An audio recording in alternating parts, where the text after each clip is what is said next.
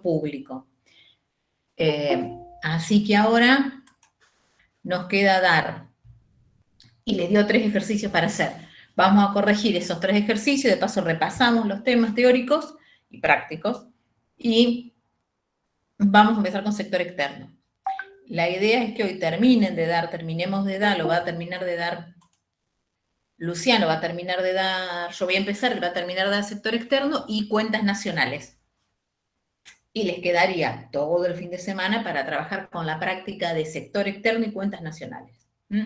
Y con eso van a, digamos, ya para la semana que viene, cuando yo voy, digamos que vamos a hacer clase presencial la semana que viene, corregimos toda esa práctica y vemos sector financiero. Es bastante ambicioso porque corregir toda esa práctica nos va a ocupar un poco de tiempo, pero es importante hacerlo porque se van a sacar todas las dudas al respecto y no queremos que queden todas las dudas para el final porque no queda mucho tiempo. Entonces está bueno corregir, hacer la corrección y sacarse las dudas de la clase que viene. Pero implica para eso que ustedes hagan el esfuerzo de hacer digamos, eso el fin de semana. Esa práctica que les va a servir para repasar los temas y sacarse las dudas a la otra clase. Entonces usamos una parte de la clase para eso y después arrancamos con sector financiero. Con suerte terminaremos de dar toda esa teoría y les va a quedar entonces, hay mucha ejercitación para hacer de sector financiero, la van a poder hacer el otro fin de semana y entonces llegamos a la última semana con todo eso visto y tendríamos que dar ahí toda la unidad 4. Corregir eso, dar toda la unidad 4 y eso sería la semana antes del examen. Yendo así, lo que quizás no alcanzamos a dar es en esa clase por alguna ejercitación, pero no toda la ejercitación de la unidad 4, que sería la clase para dar toda la teoría de la unidad 4. Eso implicaría que quizás tengamos que dar alguna clase de apoyo que podría estar planificada el lunes 22, vieron antes del parcial, es feriado, pero quizás ahí podamos dar alguna clase de apoyo. Veremos cómo vamos avanzando, ¿sí? Cómo cierra esa planificación. Se supone que el lunes ese feriado no creo que cursen muchas, ¿sí? Porque es feriado. Así que aprovecharíamos ese día y de buena voluntad, Luciano y yo quizás damos ahí una clase en virtud de cómo vayamos. Bueno. Yo les mandé ahí recién unos materiales. Lo que yo mandé son las mismas presentaciones que hay en el campus, no son las mismas. En base a esas yo le hago siempre algunos agregados teóricos con el objetivo de mejorarlo, que tengan más material ahí, digamos, que explique con cuestiones conceptuales y demás. Está el de sector público, el de sector externo y cuentas nacionales. En la última parte, en ambos hay cosas agregadas, tanto para la parte del sector público como lo del sector externo y como lo de cuentas nacionales. Aparece el concepto de, bueno, ahora vamos a ver, sector externo, el concepto de balanza comercial, y en la parte de cuentas nacionales tiene como 2 o 3 hojas más puestas el Power de presentación, el que les mandé. Y les mandé un Word, ¿sí? Una paginita en Word, que es un resumen de cuentas nacionales. Todos los conceptos y fórmulas que entran de cuentas nacionales. ¿A dónde hay que hacer referencia para el contenido ese? Que hay que ir a referenciarse, porque lo que hay que ver de vuelta de cuentas nacionales es el apunte de la primera parte de la unidad 3. Hay que verlo entero de vuelta, eso sí, porque está integrado con los conceptos de ahora, y en ese Word que les mandé dice punto 3.2, el tema, punto 3.2 del apunte, el otro tema, punto 3, es como el manual Estrada de la escuela primaria, ¿sí? Así que todo eso es material de refuerzo para ustedes. Lo van a tener, por eso hoy se va a dar toda esa teoría, van a tener todo ese material para poder ver de apoyo, más los videos que tienen también de refuerzo, que tienen las clases colgadas de YouTube, en el canal de Luciano, pero tómense el trabajo, hacer todo eso, ¿sí? El fin de semana, leyendo los materiales, y si cumplen con este objetivo, son 2 semanas, ¿entienden? 3, pueden aprobar el integrador. Ahora, si dejamos todo para lo último, es probable de que no. Bueno, listo. Vamos a ver ahora sea, esto es lo que les mandé, ¿sí? Si ustedes, no está exactamente igual esto que lo que está colgado en la parte sector externo. Hay algunos agregados, sobre todo esta cuestión de balanza comercial, y acá vieron que acá tiene la balanza, y yo lo único que hice acá es agregar qué tipo de operaciones, van a ver la teoría, se registran en cada una, esos son algunos de los agregados, y acá, al final, que es cuentas nacionales. Profe, ¿está compartiendo algo? Ay, no, perdón, siempre hago la misma estupidez. Gracias por avisar, menos mal. Por lo menos Nada de nada. eso me dicen, por lo menos. No participan, pero por lo menos que no comparto la pantalla. Pero se agradece. Yo ya lo dejo abierto para no perder tiempo, pero después no comparto pantalla. Divina yo. Bueno, pero no quiero hacer matete esto, no importa lo que no vieron, porque total, ahora, cuando veamos el tema lo digo, porque si no queda perdido en el medio de la nada. Y otra cuestión que les mandé es esto, vieron que les mandé un Excel que dice resultado, ahora sí lo ven, ¿no? Resultado ejercicio número 3 de presupuesto. Había que hacer 3 ejercicios de presupuesto. Esto que yo les mandé acá, tienen el resultado de ese ejercicio número 3. El 1 y el 2 lo vamos a corregir ahora. Entonces, a ver si yo ya tenía abierto acá. Esto es un matete que hice yo hoy en la clase. Esto es el apunte de la cátedra. Y acá tenemos, voy a borrar todo esto, porque estas son las correcciones que hice, como lo trabajamos hoy en clase, y es lo que vamos a hacer ahora. Eso es lo que yo di hoy a la mañana. Por eso venimos bien, digamos, todas las comisiones, las dos de acá, las de ustedes, van más o menos a tiempo todo, pero hay que ir contra el reloj bien, si vamos bien, ¿sí?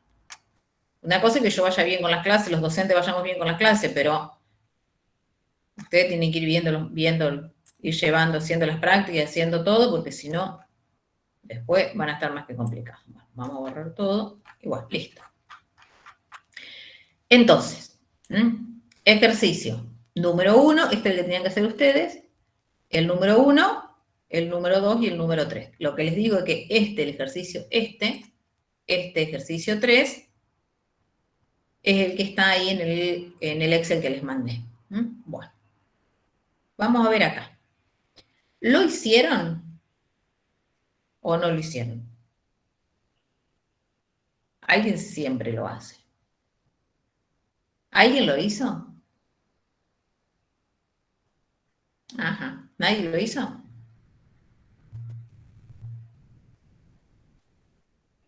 Bueno, ¿alguien puede contestar?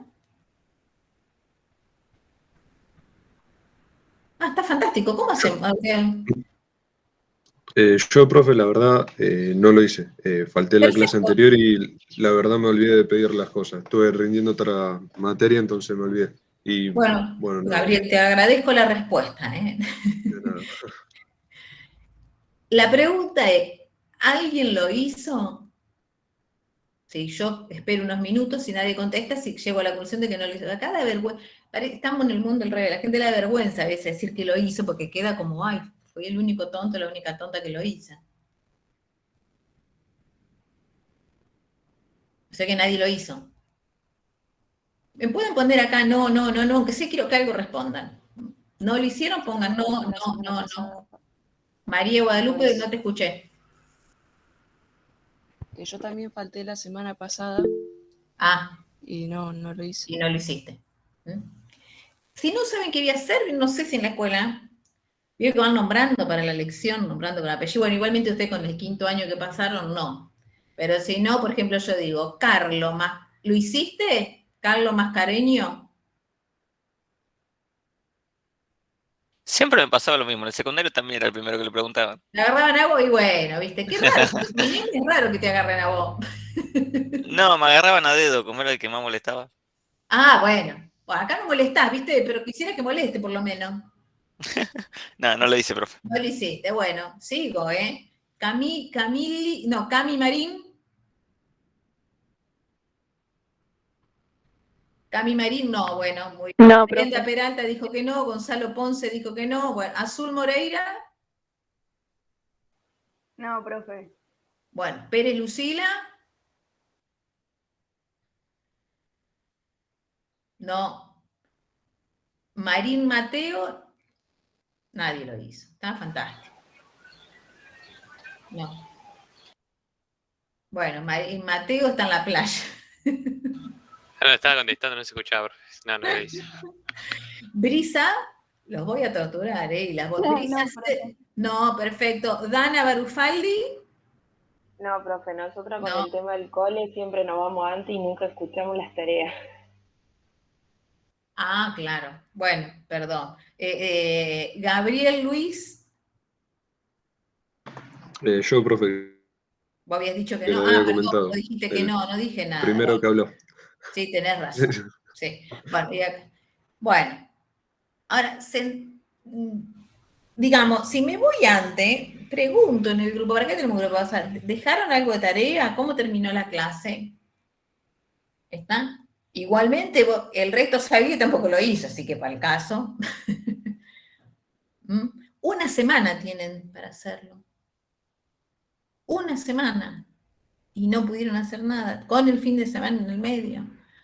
O sea, después no se horroricen cuando en el examen se saca, o sea, ya está, cuando el examen me saco lo que me saco, si yo quiero estudiar todo el fin de semana antes de rendir, y es probable que después no me saque la nota, sacan la nota que se sacan, porque los parciales fueron de una pobreza franciscana. O sea que no es que están sumando demasiado punto para el final. El último ejercicio, la mayoría no lo resolvió, o lo resolvió. Muchos no lo resolvieron, porque no llegaron, ¿sí? Y no llegaron porque pierden mucho tiempo con los otros, porque, digamos, cuando yo me demoro mucho en hacer una respuesta, cuando no lo tengo muy claro el tema. El último punto, les dije, la de desarrollo seguro que va a ser de matriz, es la que más va a valer. Por favor, tengan en claro cuentas nacional y matriz, porque va a entrar sí o sí y va a ser la de desarrollo seguro. ¿Qué sucedió? Lo que les dije. ¿Sí? ¿Lo sabían? Y digamos como que no. O no llegaron con tiempo, no, y algunos la resolvieron a media, un ítem de todos los que había ahí, ¿sí? Así que bueno. Uno hace lo que puede, el resto depende de ustedes. Igualmente, vamos a ver, vamos a tratar de hacer parte de la ejercitación para ver si entendieron los conceptos. Y entonces yo me voy aquí. Dice, teniendo en cuenta que los siguientes datos del presupuesto de la administración provincial, digamos, esto es, ¿qué datos presupuestarios? Los de solamente recursos, ¿sí? Tributarios, me habla, y recursos, ¿sí? Los tributarios y los ingresos o recursos no tributarios, no de todos los recursos. Tampoco me dice acá clasificación, solamente me dice por procedencia, porque no me dice que es la clasificación económica. Fíjense que me habla, no me dice los de capital, no me dice solamente lo tributario y no tributario, que la suma, sí, de lo tributario y no tributario. ¿De qué recurso estamos hablando? Se habla de lo tributario, de los tributarios y los no tributarios, de los recursos corrientes, los de capital o aplicaciones financieras. ¿De qué recursos? Corrientes. Exactamente, recursos corrientes. ¿Sí? Estamos hablando de este tipo de recursos, los corrientes. Y acá vemos que estos tributarios, también lo que me discrimina acá es cuáles son de la provincia, cuáles son impuestos provinciales y cuáles son impuestos nacionales. ¿Sí? ¿Cuáles son los provinciales y cuáles son, acá, y cuáles son los impuestos nacionales? ¿Por qué? ¿Por qué en un presupuesto provincial, este de provincia de Santa Fe, los montos van a variar en provincia de Buenos Aires, pero la composición presupuestaria es similar? La categorización de impuestos es la misma. Es que ya me dijo Luciano que les había dicho, les alcanzó a hablar de la coparticipación.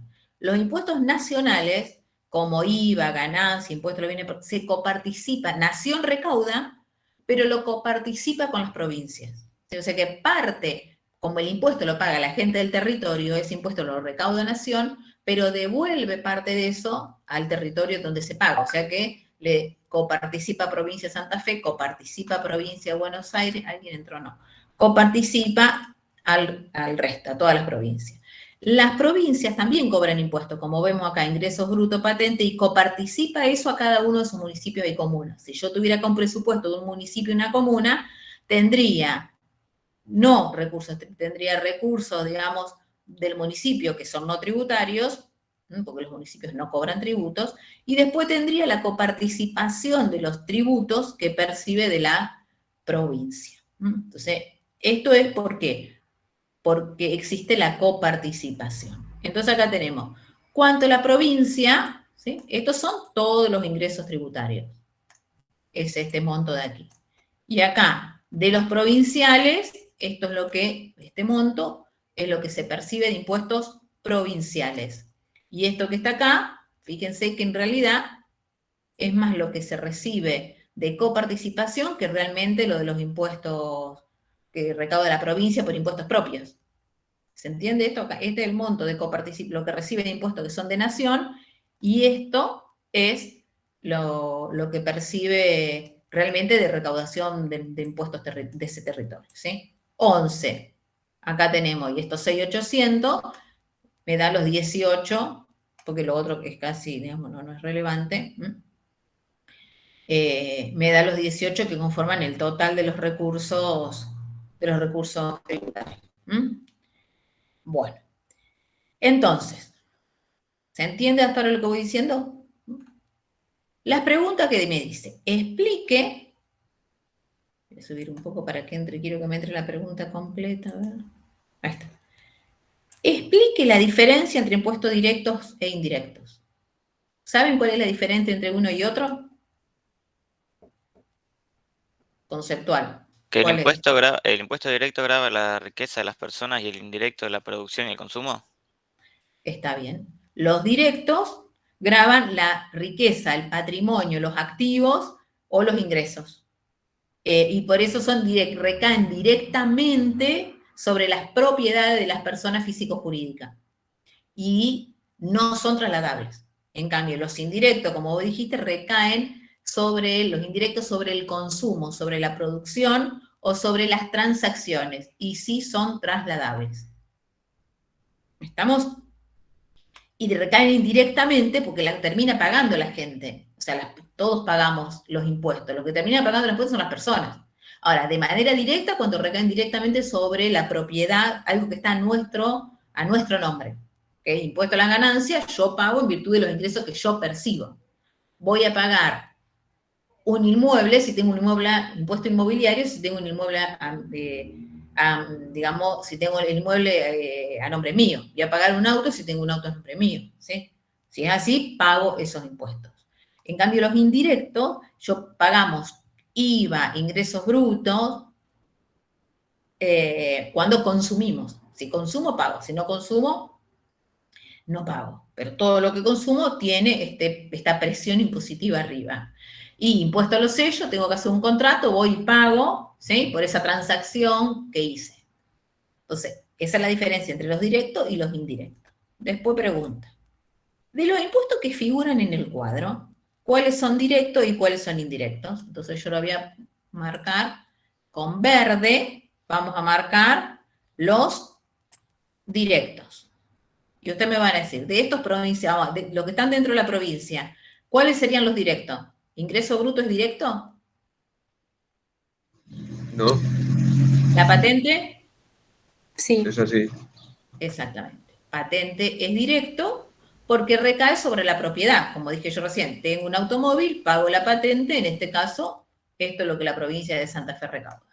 ¿El inmobiliario es un impuesto directo de la provincia? También. Sí. Exactamente. Pago si tengo un inmueble a mi nombre. Tengo una casa, pago el impuesto inmobiliario. Y en este caso, como vemos acá, en este impuesto, este es el monto de recaudación por impuesto inmobiliario. Entonces vamos a ver, seguimos acá, de los impuestos de nación, ¿cuáles serían los impuestos que son directos? Ganancias. Perfecto, ganancias directo. Y bienes personales también. Bienes personales. Bienes personales también. Bienes personales, la gente paga, depende del monto que tenga, la cantidad de patrimonio, el volumen patrimonial que tengamos, vamos a pagar bienes o personales o no. Igual que depende de los ingresos que tengamos, vamos a pagar ganancias o no. Pero estos son, o sea, esto es ganancia, remarco el volumen de lo que se paga, de lo que se recaude, y bienes personales, no tiene mucho peso en bienes personales. Y después, ahora vamos a marcar con celeste, ¿sí? Con celeste, voy a borrar esto acá y esto que está acá abajo. Con celeste voy a marcar, vamos a marcar los indirectos. Y entonces, ingreso bruto, ¿qué impuesto es? Indirecto. Es indirecto. Actúa, ¿por qué? Porque este impuesto, nosotros, digamos, si ustedes se fijan, cualquier ticket que tengan de consumo que compraron algo, les va a figurar el número de ¿qué? De inscripción, va a decir número de inscripción del IVA y número de inscripción de ingresos brutos. Por todo lo que pagamos el 21 de IVA, y normalmente, por ejemplo, acá en Santa Fe el 3% debe ser similar, en provincia con el 3% de ingresos brutos, un porcentaje de ingresos sobre todo lo que consumimos. Y después, como les dije, este también es indirecto, que es el impuesto a los sellos. Vieron que le piden traer la partida de nacimiento legalizada. Hacen un contrato de alquiler y para que ese contrato de alquiler tenga validez, lo tengo que ir a sellar. Si yo hice un contrato de alquiler y no lo sellé, no tiene ninguna validez legal. Y lo tengo que sellar en la fecha que hice el contrato. Si lo fui a sellar un mes después, me van a cobrar una multa encima. Porque si yo hice un contrato y no lo sellé y después alguien no cumple, no tiene ninguna validez legal. Para que tenga validez legal hay que pagar el sellado, ¿sí? Estos son los impuestos indirectos de la provincia. Y de la nación, ¿cuál es el impuesto indirecto estrella? El valor agregado. Exactamente. Que es el IVA. Esto es IVA, impuesto al valor agregado de nación. Este es de nación, ¿sí? ¿Estamos? Entonces, después me pregunta, el ejercicio me dice, seguimos leyendo acá el ejercicio y dice, dentro de los recursos tributarios provinciales, ¿son más importantes los directos o los indirectos? O sea que solamente nos concentramos acá en los de la provincia. ¿Cuáles son los más importantes, los directos o los indirectos? O sea, no tengo en cuenta nación, esto. ¿Cuáles son los de mayor peso? En definitiva, cuando habla de importancia, mayor recaudación. Los indirectos. Exactamente. Los indirectos. Yo me voy acá y veo. Esto es el total, ¿no? Esto es el total. ¿Cuál es el de mayor peso? Este. Este que está aquí, obviamente, que es ingresos brutos, el de mayor peso. Sí, es 5.600. Y después, ¿cuál es el otro indirecto? Este. Este es el otro, el de los sellos. Si yo sumo los dos, yo sumo estos dos, tengo 5.600 y acá 500 y vamos a hacer 6.000, casi 6.200 sobre 6.800. Fíjense, entonces, estos otros, acá, patente 55 y inmobiliario 555. Suman apenas 600 entre estos dos. Y fíjense que si comparamos inmobiliario y sellos, se recauda más por sellos, y si ustedes agarran el presupuesto de Provincia de Buenos Aires va a ser igual, muy simple. Se recauda más por sello que por impuesto inmobiliario. Son impuestos, los indirectos son de más fácil recaudación que los directos. La pregunta es si hay alguna otra cosa. No. O sea que los de mayor importancia son los indirectos. Esto implica, si recordamos las funciones del sector público, una de las funciones es la distributiva. ¿Qué implicaba esa función? Una herramienta era qué tipo de impuestos se cobraban. Los impuestos indirectos son regresivos y los directos son progresivos. Si yo tengo más presión tributaria con respecto a los impuestos indirectos, eso me afecta de manera, me hace la distribución del ingreso más equitativa o más inequitativa. Más inequitativa. Exactamente, más inequitativa. Entonces, desde este punto de vista, la estructura tributaria me actúa en contra. y va a suceder, si agarramos de cualquiera de las provincias y de nación, acá tenemos para verlo de nación también. Fíjense, si yo veo acá, este es el total de los impuestos nacionales, de lo que proviene de nación, y vemos cuáles son los de mayor, acá tenemos, ¿vieron? 6.300 contra 4.000. Es bastante lo de ganancias, pero igualmente el de mayor peso es el impuesto indirecto. O sea que nuestras estructuras tributarias son regresivas y no progresivas. ¿Cómo el Estado puede compensar esto? Utilizando las otras herramientas que tiene con respecto a lo distributivo, que era la de las transferencias, ¿sí? Una era la de las transferencias y la otra era, una era lo de lo impositivo, no, es una herramienta, esta no estaría funcionando, ¿sí? No. Pero tenemos esta y esta. Una es la del Estado transfiriendo recursos y la otra es prestando servicios. El Estado puede mejorar la distribución prestando directamente servicios, ¿sí? Pero con respecto a lo tributario no está funcionando, no es así. No. Esto tendría que revertirse, con lo cual tiene un costo, es complejo, tiene un costo político revertir esto. Porque ¿qué tendría que hacer? Recaudar mucho menos por ingresos brutos, mucho menos por ganancias, por impuesto a la larga, y recaudar más por bienes personales, por ejemplo. ¿Sí? Y por ganancias. Que tengan más peso esto, o sea, que paguen más lo que más tienen y menos lo que menos tienen sería. Ahora imagínense el batifondo. Pero sería lo correcto. Muchos países tienen eso, o sea, tienen una fuerte presión tributaria, pero no sobre el consumo, no tienen un fuerte, o sea, fomentan el consumo. Sacan la presión, o sea, este impuesto, el IVA, lo que es impuesto al valor agregado, es del 7%, no del 21%. ¿Sí? Quizás a lo mejor la gente consume el doble y termina recaudando mucho igual, pero con menos presión tributaria sobre los sectores que menos recursos tienen. Y sí tengo más peso en la recaudación de este tipo de impuestos. ¿Sí? Tengo un mínimo imponible más alto y tengo más presión sobre lo que más recaudo. ¿Sí? Se entiende que esto es estar observando cómo están compuestas las estructuras tributarias. ¿Se entendió? Sí, profe. Y después me dice acá, de los directos, ¿cuáles recaen sobre los ingresos y cuáles sobre el patrimonio? Y entonces, vamos hablando uno por uno de los directos. La patente recae sobre el patrimonio de las personas, sobre los ingresos de las personas. El patrimonio. El patrimonio, ¿sí? O sea que este recae sobre el patrimonio. El otro directo es el inmobiliario. ¿Sobre qué recae? ¿Cómo? También patrimonio. Exactamente, también sobre el patrimonio. Ganancias, ¿sobre qué recae? Ingresos. Exactamente. Cuanto más ingresos recae sobre los ingresos. ¿Y bienes personales? Patrimonio. Exactamente. O sea que el único que recae sobre los ingresos en realidad es ganancia. Los demás recaen sobre el patrimonio. Esa es la pregunta. Bueno, ¿alguna duda acá? ¿No? Bueno. De mi parte no. Ahora, obviamente, este fin de semana van a tener que hacer todo, del 1 al 6, al ejercicio número 7. ¿Sí? Porque ahora lo hicimos en conjunto, después se tienen que poner a hacer solas y solos. Acá me dice, en base a los datos que se muestran a continuación de las erogaciones de la provincia de Santa Fe, también del mismo año de septiembre del 2019, y esta clasificación es económica. Fíjense que me categoriza los gastos en corrientes, ¿sí?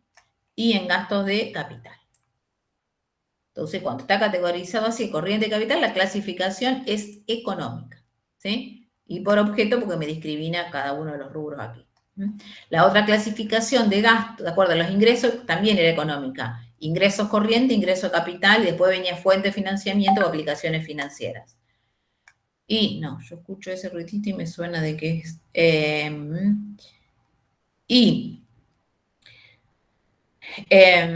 pero también de gasto, acuérdense que había otra clasificación que es la de finalidad y función, que era si el gasto era económico, si era en seguridad, si era en justicia, ese es por finalidad y función.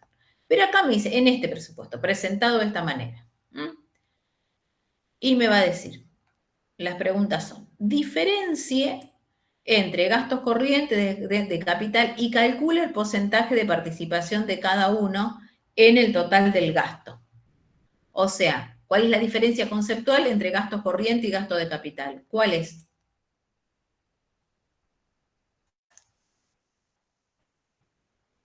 ¿Saben? Que los gastos corrientes son para el normal funcionamiento del sector público.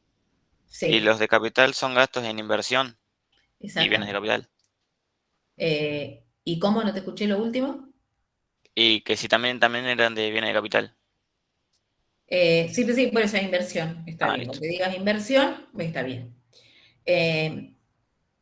O sea, son gasto corriente todos aquellos gastos que el sector público tiene que asumir para poder funcionar. Por eso es para el normal funcionamiento. Y no estamos afectando el patrimonio del Estado. No, digamos, con los gastos corrientes no hay ninguna modificación ni del activo ni del pasivo.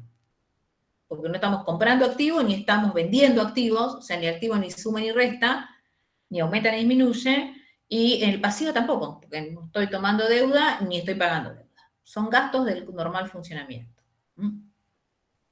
Y después tenemos gastos de capital.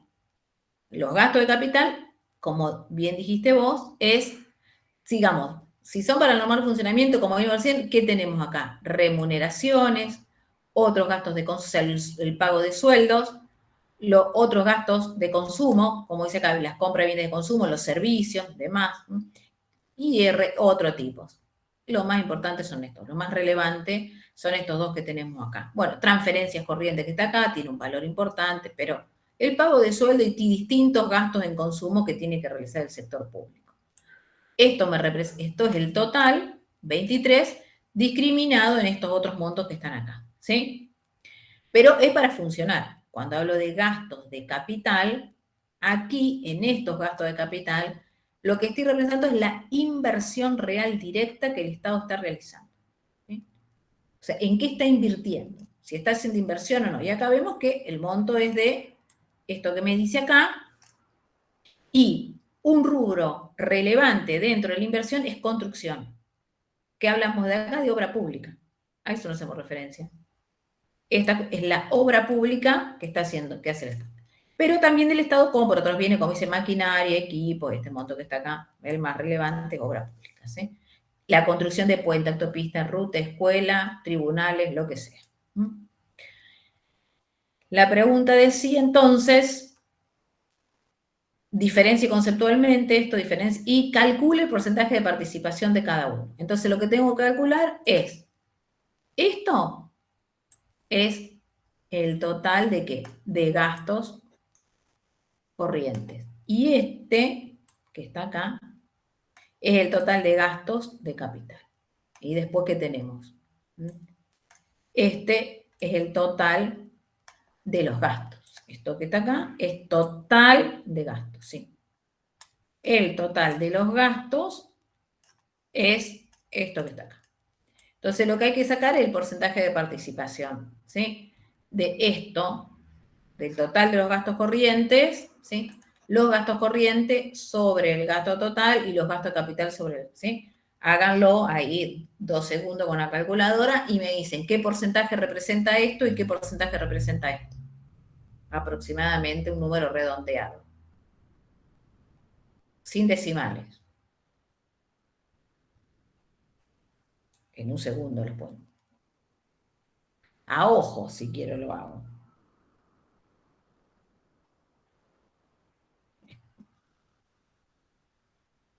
Y escucho. ¿Cuánto es esto? Y esto. Con calcular uno son dos, el otro lo saco por diferencia. Un solo cálculo tengo que hacer.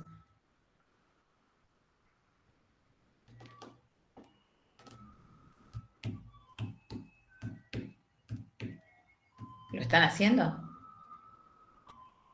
¿Se entiende lo que hay que hacer o no se entiende?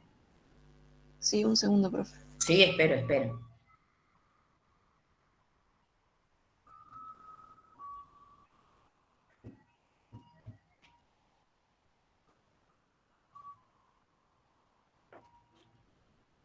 Pregunto, profe, porque justo se me está cortando internet y escucho la mitad de las cosas. Sí. El cálculo que usted pidió es el porcentaje que representa el gasto corriente y el gasto de capital del total de gastos. Claro, esta que te dice acá. Dice, calcule el porcentaje de participación de cada uno son los corrientes, y los de capital sobre el total. Exactamente lo que vos dijiste. Puede ser aproximadamente 13% Sí. del gasto capital, y bueno, sería 87 más o menos del gasto Es un corriente. poquito menos del 13, pero... 11% del gasto de capital y 89% gastos corrientes. Sí, porque yo lo digo, uno a veces, por más que no tienen cálculo, como acá nosotros no somos tan pretenciosos porque no tienen que sacar ningún balance, pero si yo tengo acá 2.900 y acá yo quito 26, el 10% de acá, ¿qué hago? Le saco sé que el 10% es 2.656. Y si esto es 2.900, es un poco más del 10. El 10% de 2.600, un 1% más ya son casi... ¿Se entiende el cálculo que yo hago mentalmente? Cosa que yo entiendo que no están acostumbrados a hacer cálculos mentales. Pero 2.656 es el 10%, y acá es 2.900. 2.600 más 2.65, que es un 1%, ya sé que esto, más o menos, ¿sí?, me va a dar que es un 11%. Y entonces, si esto es un 11%, ¿esto cuánto va a ser? El 89%. Esto es el 89%. El 89% representa gastos corrientes. ¿Sí? Obviamente, de todos los gastos que realiza el sector público, en este caso los gastos para este periodo 2019, ¿sí?, el 89% son gastos, digamos, del 100% presupuestado en gastos, el 89% es lo que el Estado gasta para el normal funcionamiento. Y el 11% es lo que me representa la inversión, mayormente en obra pública, como vemos acá. ¿Se entiende la lectura, el análisis que se hace de los datos? Sí, ahora sí. ¿Está? No entendía la verdad cuando estaba preguntando. ¿Cómo? Que no entendía la verdad cuando estabas preguntando, por eso no contestaba. Pero ahí sí. ¿Ahora sí? Sí. Digamos, ¿por qué hacemos énfasis en esto? No es que la práctica, porque la pregunta del examen van a ser así. Dice, define y explique. Van a tener datos y hay que analizar la información esa que está acá. Y va a ser, como va a ser presencial, no va a haber, esperen que tomo agua. No vamos a tener múltiples choice. ¿Está? Que la puedo acertar, vamos a inventar la opción y sigo de largo. Acá no, entonces todo va a ser de análisis. Concepto y análisis, concepto y análisis, concepto y análisis. Por eso es que les voy a joder y les vamos a joder la paciencia con la práctica. Porque si ustedes saben hacer la práctica y comprenden y entienden esto, cómo se resuelve, van a poder hacer el parcial tranquilos y tranquilas. Si no, no. Bueno.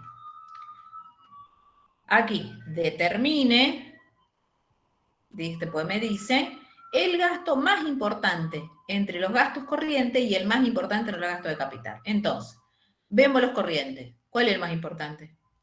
Tengo acá remuneraciones, otros gastos, renta, voy a marcar a todos. Renta de la propiedad, prestación de la seguridad social, esto que está. ¿Cuál es el más importante de todo? Sin dudas. Remuneraciones. Esto, exactamente. Remuneraciones, 9.000. Después, si quieren importancia, esto acá, estos tres serían orden de importancia. Pero el más relevante es remuneración. O sea que de todos los gastos corrientes, el pago de sueldos es lo de mayor peso, ¿sí? Después, si uno digiere acá prestación de la seguridad social, en realidad también va a estar vinculado acá, porque estas prestaciones de la seguridad social es lo que reciben las instituciones de la seguridad social. IAPOS para nuestra para provincia de Santa Fe, y el IOMA. ¿Saben qué es el IOMA? Ya me lo aprendí yo, ¿sí? En provincia de Buenos Aires. ¿Saben lo que es el IOMA o no? Me suena, pero no. ¿Alguien tiene algún familiar que trabaje? Claro. ¿Alguien tiene algún familiar que trabaje para la provincia o para el municipio? Sí, mi mamá tiene. Bueno, y es la obra social tuya esa. Sí. Es la obra social, es la institución acuérdense que en sector público teníamos instituciones de la seguridad social. Se lo habrá dicho también cuando vieron con Luciano. dentro de está la administración central, organismos descentralizados, instituciones de la seguridad social. Dentro de las instituciones de la seguridad social son estos, ¿sí? El IOMA, IAPO, provincia de Santa Fe, IOMA para ustedes. Todos los empleados de la provincia de Buenos Aires y los municipios aportan, ¿sí? Y la patronal también, en el caso provincia y municipio, también aporta. Entonces, la fuente de ingreso del IOMA son estos aportes. Lo que, si vos agarrás el recibo de sueldo de tu madre, o sea, ¿sí? Vas a ver que va a tener de un lado todas las retribuciones y del otro todos los descuentos. Entre los descuentos está lo que va a el IOMA, ¿sí? Porque en toda, y si en el sector privado, igual cualquier obra social paga el empleado y la patronal. En este caso, cuando agarramos el presupuesto de la provincia de Buenos Aires, ¿sí? Si uno trabaja para la provincia, lo que va a tener es esto que está acá, ¿sí? Prestaciones, lo vamos a tener. Bueno, perdón, yo hablé de los ingresos. Perdón, hablé del lado de los ingresos yo. Esos ingresos implica que del lado del sector público van a estar las prestaciones porque estamos hablando de gastos, ¿sí? Digamos, esos ingresos que tiene el sector público, esa institución, va a generar prestaciones. Van a tener que gastar esos ingresos en las prestaciones que se le da a todos los asociados, ¿sí? Y entonces acá también es un fuerte. Pero lo que quise decir es que hay una relación acá. ¿Se entiende lo que yo quiero decir? Que estas prestaciones porque hay empleados, si no, acá tampoco tendría. Esto va a estar relacionado con eso y con otras prestaciones que pueda hacer también de seguridad social ¿cómo se llama? El sector público. Bueno, igualmente yo porque sigo hablando, pero en realidad la respuesta era solamente esto, remuneraciones. Yo voy vinculando con otro concepto y con otras cuestiones que a lo mejor también se pueden llegar a preguntar. ¿Se entendió la respuesta de B, de los gastos corrientes, remuneraciones? Y de los gastos de capital, ¿cuál es el más importante? La inversión real directa. Exactamente. Esta. Inversión real directa. Tenemos 2.900 y la inversión real directa es 2.400. Y dentro de esta inversión real directa, el rubro estrella es construcciones, como habíamos visto, que yo ya se lo había marcado, que es la obra pública. Porque el resto de las inversiones, acá por ejemplo, viene, pero esto no existe, no está. Y acá tenemos esto, por ejemplo, que también otros, acá sería la compra, por ejemplo, de vehículos para la policía, lo tendría que registrar acá. Pero el más relevante es, dentro de inversión real directa, construcciones. ¿Se entiende? Sí. Bueno. Y entonces, ahora me voy acá, dice, tomando en cuenta este ejercicio, ¿sí? ¿Qué hora es? Bueno, tengo una hora para hacer. Pero acá, bueno, les voy a dar unos minutitos para que piensen. Este ejercicio, yo les cuento que esto se ha tomado así, por ejemplo, puntualmente, este de acá, el 3, fue un ejercicio de un examen, que ahora lo tomamos acá en la práctica, pero fue el ejercicio de un parcial. No me acuerdo si era de un integrador o de un final, de uno de los dos. Quiero que después hacemos juntos el inciso C, pero por lo menos quiero que hagan acá, tomando en cuenta la información de la ejecución provisoria del presupuesto del sector público nacional no financiero de Argentina para el año 2019, base caja, expresado en millones de pesos, toda esta denuncia.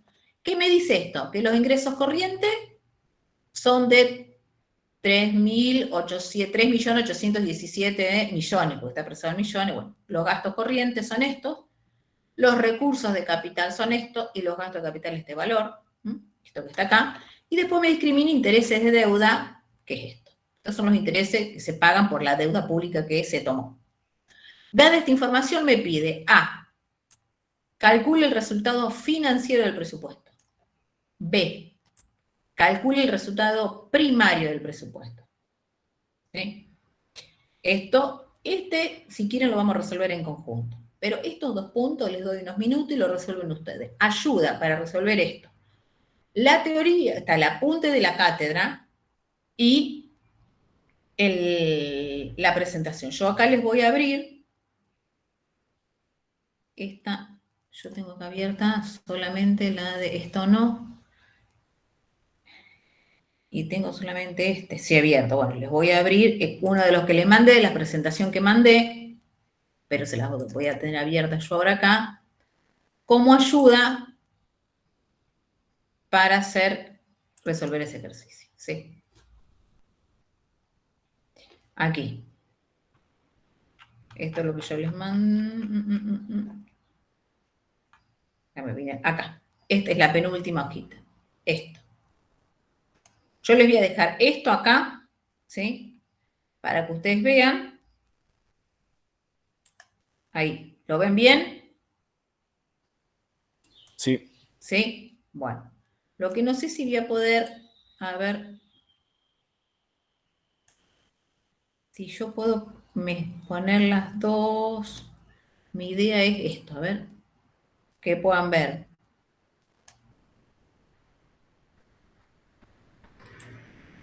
Esto, que es el ejercicio que tienen que hacer, hasta ahí, a ver. Y si yo ahora, a ver, no sé si me entienden lo que yo quiero hacer para que tengan todo en la pantalla y ustedes trabajen. Yo quiero que vean esto, que está acá, pero si yo, a ver si lo subo. Si lo subo, obviamente se achica el... A ver si lo... Sí. Normalmente, si lo agarra de arriba y lo tira bien contra un costado, lo deja ponerlo justo a la mitad. Sí. Pero bueno, sí, me había bien dicho la otra vez, pero viste, como yo soy media torpe. Ahí está, sí. Eso me había dicho mi hijo la primera vez, que qué sé yo, pero bueno, yo después encuentro mis maneras, que lo resuelvo más práctico, y agarro el vicio. Claro. Del inoperante sería. Ahí acá. Pero ahora me quedo, ahora yo tendría que tirar este para este costado, ¿vos me decís? No. ¿No sabés lo que pasa? Es que... Sí, claro. Sí, del otro lado. Ahí está. Pero... Y ahora acomodás cada una. Tipo, sí, espérame que vamos a hacer un poquito mejor este. Pero no me acuerdo cómo era, pero si yo quiero que desaparezca esta porquería de acá, ¿se entiende? Lo que no quiero es que se vea acá. Ahí está. Bueno. A ver si ahora muevo esto. Ahí ya está. El tema es que acá, no sé si me entienden, a ver, voy a achicar esto. Acá. Y podrías alejarlo con el coso. Ahí está. Ahí está. ¿Lo ven ahora todo ahí? Sí, sí. Sí, bueno, hagan con este ejercicio el punto A y B. Bueno, yo aprendo algo también, gracias. Y acá tienen, esperen que yo quiero que esto se vea, pero se ve, sí, se ve completo. Acá. Lo voy a, porque hay algo que no se alcanza a leer acá y quiero que se lea todo lo que es. Acá ahora sí, ¿ven? Miren que el resultado financiero, yo solamente repaso esta teoría para reforzar esto. Los resultados del sector público, porque tenemos gastos, tenemos ingresos y gastos, ¿sí? Desde el punto de vista del resultado económico, digamos, de la clasificación económica, los gastos se dividen en corriente de capital y aplicaciones financieras, y desde el punto de vista de los recursos o ingresos corrientes, ingresos de capital, o sea, ingresos de corriente, ingresos de capital y fuente de financiamiento, que es lo que dio la clase pasada Luciano. Entonces, cuando yo hablo de resultado económico, lo que tengo en cuenta es solamente los gastos corrientes, ingresos corrientes. Por eso, para calcular ese resultado, solamente tener en cuenta ingresos corrientes y gastos corrientes. El resultado económico y la diferencia entre esto. Está de ingresos corrientes y gastos corrientes. Los ingresos corrientes son aquellos ingresos con los cuales el Estado son los que obtiene por recaudación, no modificó su patrimonio. O sea, para obtener esos ingresos serían lo tributario, lo no tributario, como vimos recién hace un rato en ese presupuesto. No, ni vendió un activo, que serían los ingresos de capital, ni tomó una deuda, que sería fuente de financiamiento. Son todos los ingresos corrientes, no modifica el patrimonio. Y los gastos corrientes son los gastos para normal funcionamiento. Y entonces ahí vemos total de ingresos, y eso me implica que puedo tener un ahorro si mis ingresos son mayores o un desahorro si mis ingresos son menores, ¿sí? Y acá tenemos el resultado financiero. En el resultado financiero, ¿qué tenemos en cuenta? Los gastos totales. Todos los gastos es todos los corrientes más todos los gastos de capital. Ingresos corrientes, que los ingresos totales son todos los ingresos, los de corriente más los de capital. Y entonces, acá tienen los distintos resultados, después da mayor, menor, ¿sí? Entonces tengo un déficit, un superávit o un presupuesto equilibrado cuando son iguales. Y el concepto de resultado primario. ¿Lo vieron el concepto de resultado primario? Sí, seguro que lo dio Luciano. ¿Recuerdan o no? ¿No lo recuerdan? No. Bueno, resultado primario. Es que cuando hablamos de resultado primario, lo que tengo en cuenta es los intereses por el pago de la deuda pública. Porque si yo me endeudé, el Estado se endeudó, después tiene que devolver el capital, el Estado se endeudó en 100.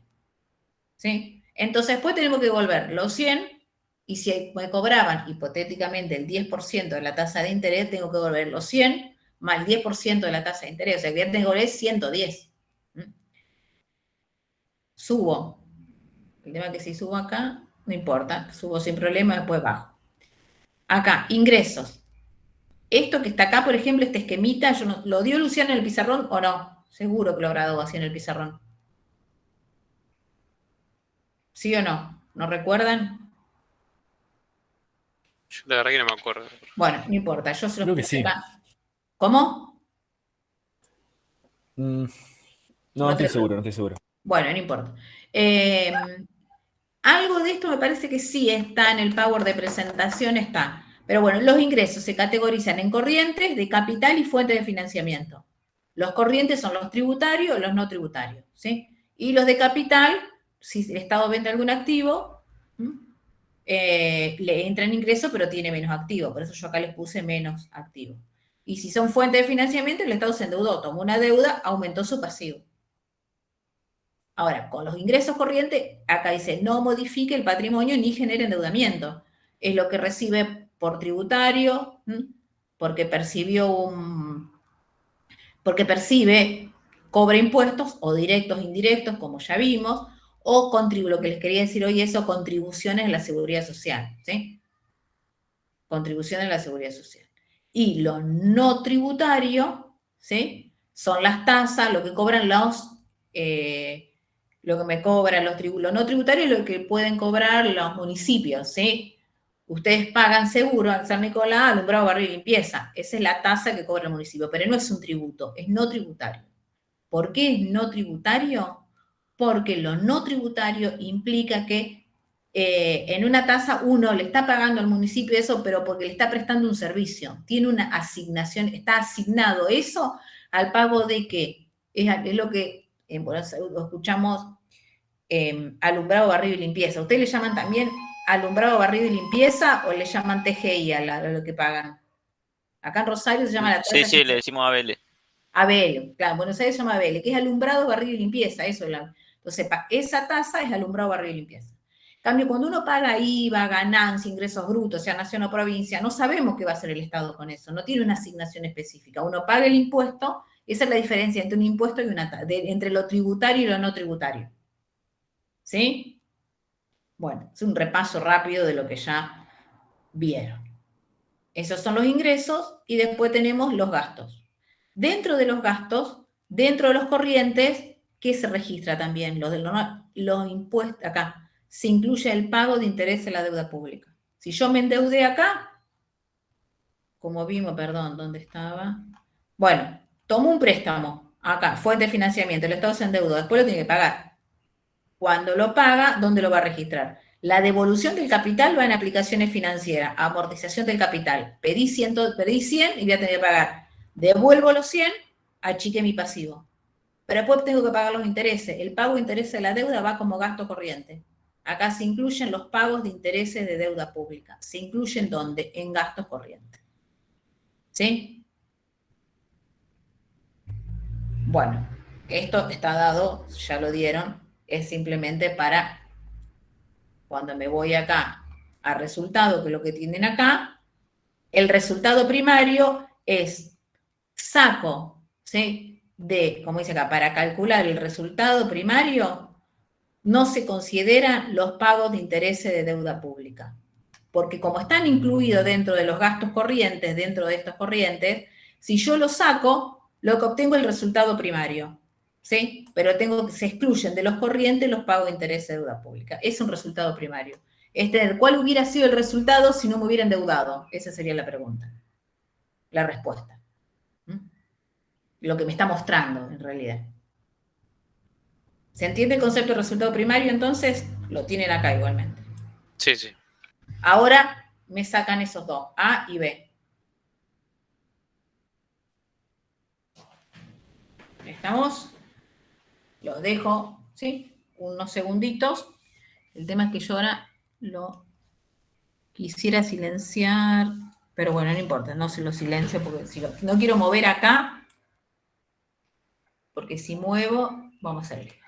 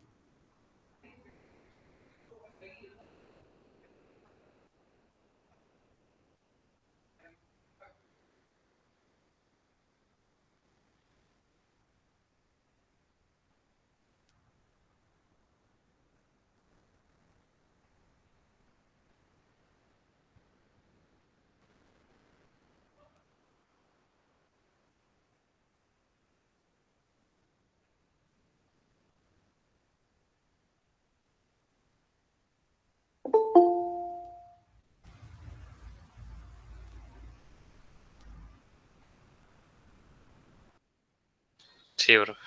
Esperen que me voy a buscar, me dejé el celular.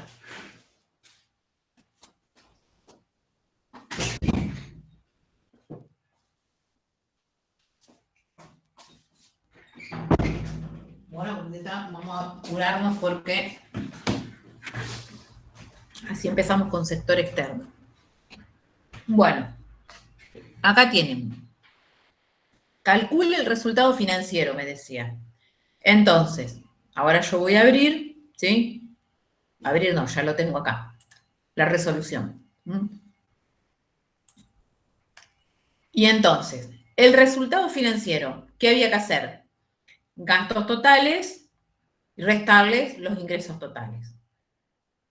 ¿Cómo construyo gastos totales? A los gastos corrientes le sumamos los de capital y a los ingresos corrientes y a los totales sumamos ingresos y recursos. No hacemos más que reemplazar. Si se pide el ejercicio hay que hacer esto. Resultado financiero, gasto total es este, corriente más de capital, corriente más de capital.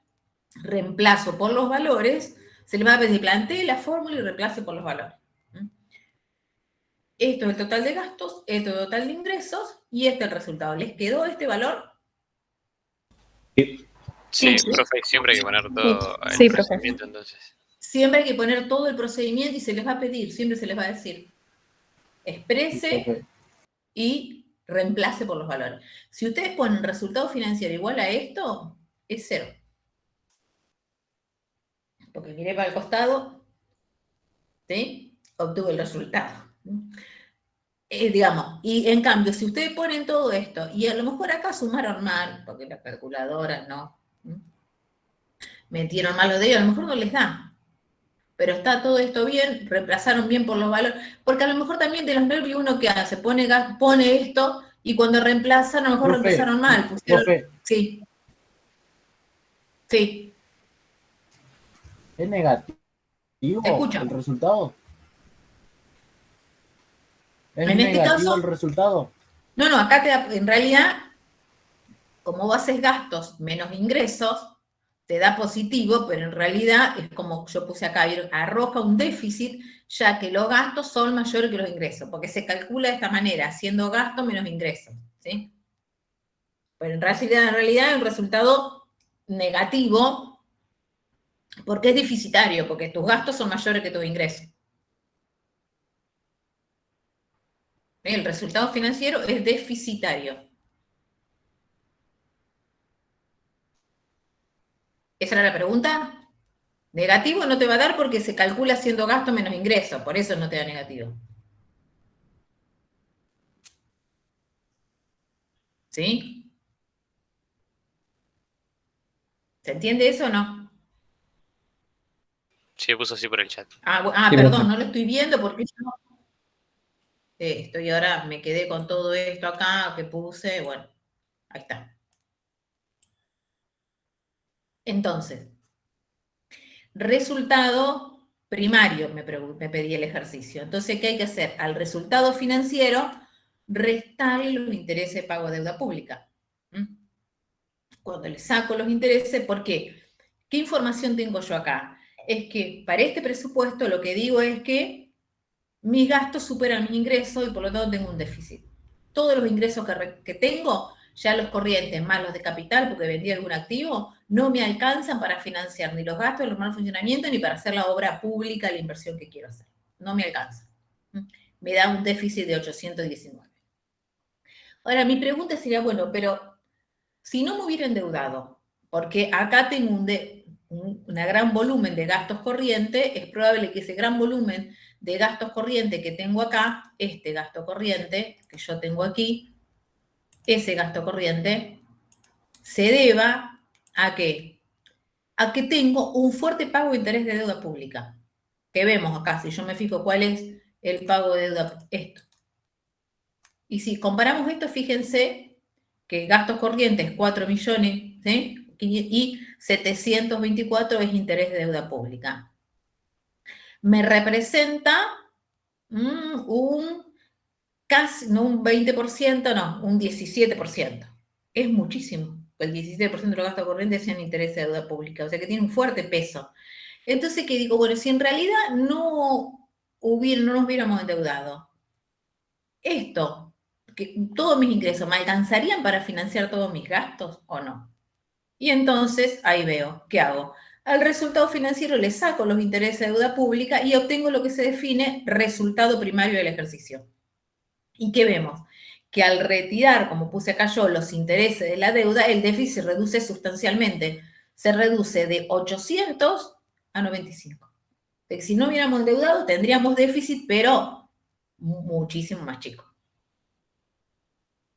¿Se entiende por qué es el interés de querer calcular el resultado primario? Sí. ¿Por qué se calcula? En un país que tiene una deuda crónica como nosotros, ¿no? Con más razón. Bueno, ¿se entiende o no se entiende? Sí, se entiende. ¿Sí? Y si yo a su vez quisiera comparar solamente, ¿se acuerdan que habían visto el concepto de resultado económico? O sea, solamente considerando ingresos corrientes y gastos corrientes. Yo juego acá y ¿qué digo? El análisis sería, bueno, lo que obtengo de ingresos corrientes son los que no modifican mi patrimonio neto, lo que obtengo por recaudación, por impuesto, por tax, ¿sí? Todo lo corriente. ¿Me alcanza para el normal funcionamiento? O sea, mis ingresos que son que no vendí ningún activo, ni me endeudé, ni nada. Esto, ingresos, ¿alcanzan para los gastos que tengo que hacer para funcionar, que serían los gastos corrientes? Cuando comparo esto con esto, digo, no, no me alcanza, porque acá tengo 3.800.000 y acá 4.500.000. Ahora, si yo a estos 4.500 les saco los intereses de deuda pública, ¿qué tendría? Quizás en realidad estos ingresos genuinos míos me alcanzan para mis gastos. Porque si yo le saco 4.500.000, 700 y algo, y llego a más o menos 4,5 menos 700 son 3.800. Entonces, ¿qué diría? La verdad que mi presupuesto no está mal, porque mi recaudación, o sea, mis ingresos genuinos, que son los corrientes por recaudación, o sea, sin modificar mi patrimonio neto, alcanzan para mi normal funcionamiento. Me puede sobrar poco menos, pero me está alcanzando. Entonces, en realidad, después digo, bueno, si yo quiero hacer obra pública, además, veo cómo hago esto. Quizás voy a tener que vender algún activo para capitalizarme, o a lo mejor también me voy a tener que endeudar para hacer obra pública. Pero si tengo capacidad de endeudamiento, ¿sí? No estaríamos tan mal. El problema que desequilibra todo es esto, está acá. Eso es para que entiendan por qué es importante analizar esto del resultado primario. ¿Se entiende? Después, el otro punto es esto que está aquí. No sé si alguien se animó y desarrolló algo. Acá me dice, resultado financiero. Perdón, el punto del ejercicio dice que de acuerdo al informe que hay de ese periodo, dice que ese resultado financiero que obtuvimos, que es de 819, representa el 3,79% del PBI. Esa es la información. Entonces dice, bueno, si el resultado financiero representa el 3,76% del PBI, ¿cuánto representa el resultado primario? Que ya sabemos que es este, que lo pudimos obtener. La pregunta es, ¿cuánto representa el resultado? ¿Cuál es el porcentaje que me representa este resultado primario del total del PBI? Lo que primero tengo que calcular es el valor del PBI. ¿Puedo calcular el valor del PBI? ¿Sí? Con la información que tengo, con esto. Si sé que este es el resultado primario y que esto me representa el 3,76% del PBI, ¿lo puedo hacer? ¿Sí? Sí. Usando una regla matemática que le enseñaron en 4º grado de la escuela primaria. ¿Qué decía? La regla 3 simple. El 3,76% del PBI es 819. ¿Sí? Entonces, ahora sería el 100% del PBI. ¿Cuánto es? El 100%, ¿sí? Voy a obtener, por lo tanto, el total del PBI. Y entonces, ¿cómo lo hago? Ese PBI, ¿a qué va a ser igual? Esto por esto, este por este dividido este. ¿Se acuerdan? Regla 3 simple. Tengo el PBI, entonces hago 819 por 100 dividido 376. Y este es el valor del PBI que está marcado con celeste. Va a dar 21.792, ¿sí? 736. Y entonces ahora, cuando calculé el PBI, es muy simple lo que tengo que hacer ahora. ¿Qué porcentaje, qué participación representa este sobre ese total? Entonces, para obtener el porcentaje acá, para obtener el porcentaje del PBI, para obtener qué porcentaje del PBI representa el resultado primario, se realiza el siguiente cálculo que está acá abajo. Porcentaje del PBI del resultado primario, ¿cómo lo calculo? Ese resultado primario dividido el PBI por 100. O sea, esto que está acá. Después reemplazo por los valores. 95 es el resultado primario, dividido, la rayita, dividido 21, que es el valor del PBI, multiplicado por 100. ¿Qué valor obtengo? Eso me representa 95 sobre esto. Perdón, está mal esto. Representa el 0, yo cometí el error hoy también cuando lo dije, ahora me estoy dando cuenta. El 0,44, estaba bien lo que estaba antes. Yo me equivoqué hoy. Esto da 0,44, ¿sí? Acá. Es 0,44%. Bueno, ese es el resultado. Yo hoy lo corregí. Ahora me estoy dando cuenta del error que cometí hoy en clase. Bueno. Así. Perdón. El problema es que ahora que yo lo borro. Cuando uno pone acá en el Excel, ya lo puse como porcentaje y le tengo que cambiar el formato. Ah, no, qué boba. Ya sé lo que pasa acá. Ahí está. Es el 0,44%. Esto ahora se los mando de vuelta y de paso aviso a las otras comisiones que había un error en lo que mandé. Bueno. ¿Sí? Profe, recién me fijé en lo que mandaste y está como 0,44. Ah, estaba bien. Bueno, entonces, porque ¿saben qué? No lo abrí recién. Este es el que me quedó abierto hoy cuando di clase. Y no lo cerré. Hoy di clase, trabajé con esto y lo corregí ahí. Está bien, gracias por decirme, así no hago lío. Te agradezco ese dato, porque si no iba a ser un enchastre yo ahí en los WhatsApp. Te agradezco. Es 0,44%, estaba bien. El tema es que hoy cuando yo lo vi, yo no había marcado el porcentaje, entonces me confundí yo hoy cuando di la clase. Bueno, eso me representa el 0,44%. ¿Sí? Sería el del 0,44 del 100%. Exactamente, del 100%. El 0,44 no es ni el 1% el resultado primario. ¿Sí? ¿Se entendió o no? Sí. Ahí está. O sea que si nosotros no tendríamos deuda, ¿sí? Nuestro déficit no sería tan importante. A eso, digamos, a esa conclusión queremos llegar. Tenemos mucho déficit, el déficit es del 3,76, pero ¿qué es lo que determina este déficit nuestro? Esta presión, digamos, tan alta que del 100%, el 3,76%, casi, uno puede, para exagerar, el 4% de nuestro PBI representa nuestro déficit presupuestario. Pero eso es así porque estamos endeudados. Si no estaríamos endeudados, nuestro déficit no es importante. Bueno. ¿Listo? ¿Cerramos acá? ¿Sí? Sí. Sí. Listo. Sí, profe. No guardo nada acá y queda como estaba originalmente. Cierro todo esto. Bueno, acá después Luciano le va a dar. La idea es que nosotros demos y ustedes les quede para hacer el 4, el 5, el 6 y el 7. Eso sería lo que tendrían para el fin de semana de tarea. Bueno, y el 1 y el 2, digamos, hace de vuelta entre solos, solas, y voy a cerrar este que está acá, que es el de sector público, y nos vamos a quedar solamente con esto. Voy a borrar todo este machete, igualmente todo es... este es el apunte de la cátedra en realidad. Bueno, pero esto le va a tocar dar a Luciano, no me toca a mí, esto lo de... que es mercado de divisas. Sí, este es el apunte de la cátedra. Me voy a la presentación, esta de sector público, de sector externo, y vamos a empezar con esto. Bueno, me voy acá, listo, acá. Vamos a empezar entonces con sector externo. Tenemos media horita. Acá, los temas son comercio internacional, actividades que se realizan a través del comercio, o sea, qué tipo de actividades son las que permite el comercio internacional.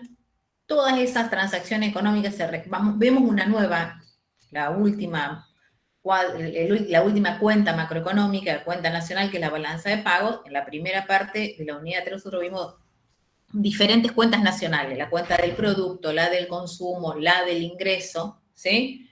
el cuadro de relaciones intersectoriales, cuentas de la contabilidad nacional. Pero hasta ahí, como no teníamos sector externo, obviamente no vimos ninguna cuenta que nos reflejara en las transacciones económicas internacionales. Ahora sí, porque vamos a ver sector externo y por lo tanto vamos a ver una cuenta macro que es balanza de pago, que específicamente solamente registra las transacciones entre los que residen en el país y los que residen en el resto del mundo. Entonces vamos a ver la definición, transacción económica, concepto, el concepto residente, ¿sí? Y las cuentas que componen la balanza. Estructura es eso, las cuentas que componen la balanza de pago. Vamos a ver datos del intercambio comercial de nuestro país, ¿sí? Y después el mercado de divisas, o sea, la compra y venta de dólares, euros, que es el tipo de cambio, el concepto de tipo de cambio y las diferentes maneras en que se determina ese tipo de cambio, ¿sí? Y después, obviamente, hasta acá terminamos sector externo y el otro tema que está agregado aquí es cuentas nacionales con sector público y con sector externo. Le vamos a incorporar al cálculo del PBI el sector público y el sector público y el sector externo. Bueno, empezamos con sector externo. Entonces, la pregunta es, ¿por qué es importante el sector externo? ¿Qué importancia tiene? ¿Por qué las economías realizan intercambios entre sí? ¿Qué beneficio les trae? A ver si ustedes ya me pueden decir algo, pero intuitivamente nomás, ¿por qué les parece? ¿Para qué es útil el intercambio?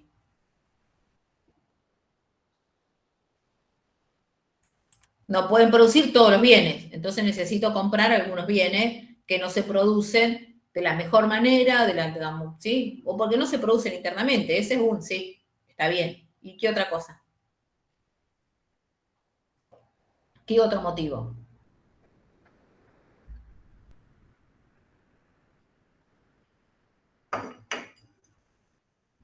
A nadie se le ocurre algo. El ahorro no. ¿Cómo? El ahorro, ¿o no? Está bien, dejémoslo ahí. ¿Qué sería con el ahorro? ¿Qué quiere, digamos? Al no producir todo, también tienen menos gastos. Al no producir todo, ¿me dijiste? Tienen menos gastos. Sí, adentro, vamos a decir, en un país. Como no producen mucho, no tienen que gastar. O sea, lo hacen porque le conviene, básicamente. Porque Claro, está bien, pero ¿cuál es la conveniencia? La pregunta es. que otros países pueden ofrecer productos a un menor precio de lo que nos saldría hacerlos nosotros. Bien, una ventaja es esa, que la verdad que de acuerdo a mis costos, a mi estructura de costos, me conviene comprarlo afuera porque me sale más barato comprarlo afuera que producirlo internamente, eso es un motivo, perfecto. Pero ahí... Y no solo el costo, la ganancia también. También, sí, digamos, pues, digamos, hay empresas que acá no lo produce, pero eso sería que una empresa acá no lo produce porque no le resulta rentable. Entonces directamente, porque el margen de ganancia no da, directamente no se ofrece. Entonces no me queda otra que comprarlo afuera, si necesito ese bien. Sí, pero yo digo del lado de venderlo, más que de comprarlo. Pero no te entiendo, o sea, si vos tenés una empresa y no lo vendés porque no te es rentable. Pero eso no deja de ser, eso es de dentro de la economía interna. ¿Cómo me relacionás eso con sector externo? Pues yo estoy hablando de exportarlo. Está. Vos me decís, me conviene exportarlo que ofrecerlo dentro de la frontera. Está. Porque te conviene exportar que producir, que ofrecerlo acá, porque si lo ofrezco a precio, digamos, cuando lo vendo a precio dólar, ¿sí? Entonces me resulta más rentable. Y entonces ahí después podemos ver que quizá el Estado aparece y dice, bueno, lo que pasó con el tema. Primero me abastece el mercado interno y después recién te permito exportar. Porque, bueno, pero ahí aparecen diferentes intervenciones y demás, pero un estímulo, está bien, un estímulo es querer ofrecerlo afuera y no internamente. O si no puede ser, abastezco el mercado interno y el resto lo ofrezco, me sobra, porque soy altamente productivo como país en la producción de un bien, entonces una vez abastecido el mercado interno, sobra, ¿sí? Y entonces el resto lo exporto. Vamos a suponer que dentro de frontera también lo puedo vender a un margen de rentabilidad importante, que me cierra, vendo y después el resto lo vendo afuera. O sea, ya está, cubrí el mercado, quiero seguir vendiendo, ¿puedo? ¿Por qué puedo vender afuera? porque hay un sector externo abierto, porque tengo una economía abierta que me permite vender fuera de frontera. Y otro también, como vos decís, que en realidad directamente yo produzco solamente para vender afuera porque me conviene. Son motivos diferentes que permiten. Pero con respecto al ahorro, Brenda, ¿vos, Brenda, me habías dicho el tema del ahorro? Sí. Pero tu planteo, ¿qué sería? Es que no entiendo para guiarte hasta dónde el ahorro está relacionado, pero... No, era lo que dijo Juan Pablo, pero él se expresó mejor. Ah, bueno. Porque ahora después vamos a ver el tema de... con respecto al ahorro, que estaría vinculado. Entonces acá está mencionado, me dice, a través del comercio internacional, los países pueden colocar en el exterior los excedentes de su producción interna, obtener del exterior aquellos bienes que por condiciones naturales, nivel de desarrollo o por resultar antieconómicos, como los ejemplos que mencionamos, dice, no se producen internamente e incorporar, o sea, entonces no se producen internamente y los compro, se producen afuera. También que me permite incorporar tecnología desarrollada en el exterior e intercambiar también, eso con respecto a compra y venta de bienes, y después también intercambian servicios y factores productivos, porque no solamente entre los países se compran y se venden bienes y servicios como cuáles, servicios turísticos, solo de turistas extranjeros que vienen al país y no turistas nacionales que hacen turismo fuera del país. En ese caso entran y salen personas por motivos turísticos. ¿Sí? Pero después también entran y salen otros factores productivos, por diferentes motivos. Puede ser una persona de aquí, un residente que va afuera a trabajar temporalmente por determinadas circunstancias.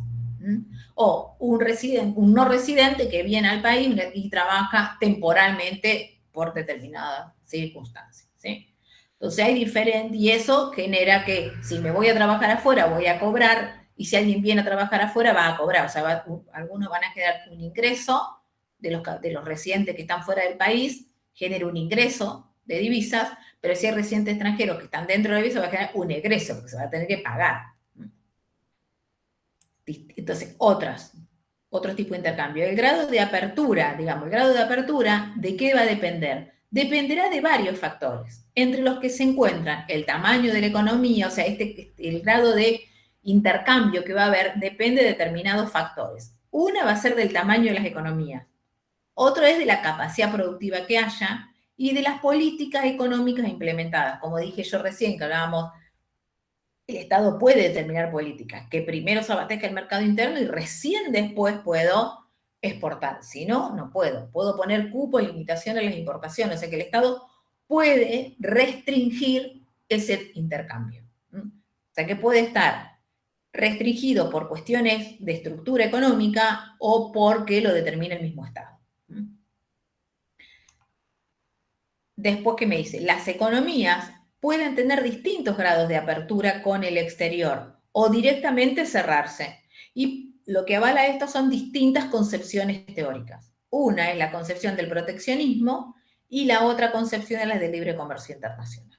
Y entonces ahí tenemos el proteccionismo comercial. Durante el periodo mercantilista, ¿sí? Yo ya lo tengo marcado acá, durante el mercantilismo es el que toma, ¿sí?, la postura esta del proteccionismo comercial. Acuérdense que fomentaban fomentaban un dinamismo en el comercio exterior, la actividad económica principal era el comercio exterior. ¿Por qué? Porque iba a permitir el ingreso de metales preciosos. Pero para conseguir eso necesitaba tener una balanza comercial favorable, o sea que había que crear un conjunto de regulaciones de ese intercambio comercial internacional. O sea que había que regular ese intercambio. Esto que está acá tenía que estar regulado, tenía que tener una regulación. Es lo que plantean estos mercantilistas.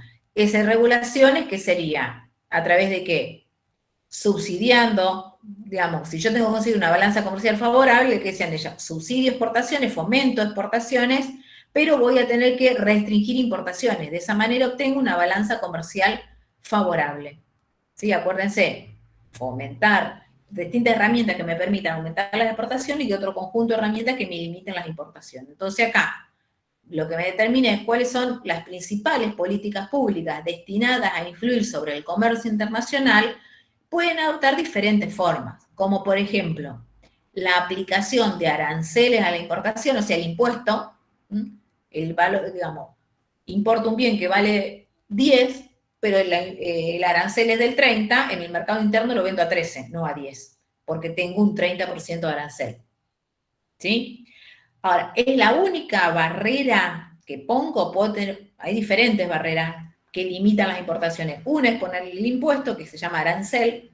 Otra es contingente a la importación. Eso es que pongo un cupo, puede tener determinada cantidad de mercadería y después de eso ya no.